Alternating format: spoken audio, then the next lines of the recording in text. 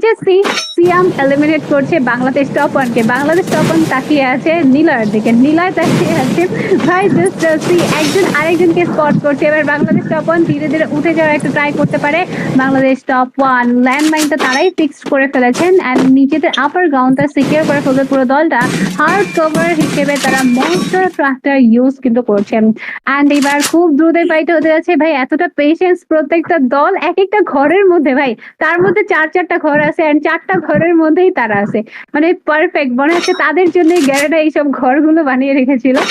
So তারা gaming এখনো পর্যন্ত ট্রাই করে যাবে মাইনুল, বাট বাংলাদেশ টপন এখনো পর্যন্ত ওয়েট করে রয়েছেন তারা। গেমিং সিয়ামও ওয়েট করে রয়েছেন। তাদের এই ধৈর্যের বাচ্চা তো ভাঙবে না, কিন্তু আমাদের উত্তেজনার বাচ্চা আরো বেশি বেড়ে যাচ্ছে। কারা নিতে যাচ্ছে আজকের দিনের লাস্ট ম্যাচের ভুইয়াটা? 15টি কিলের কিল ফিরে থাকা বাংলাদেশ টপ ওয়ান এখনো পর্যন্ত ট্রাই করে যাবেন তাদের সাইড থেকে। মৎস্য ট্র্যাকের উপরে উঠে গেছে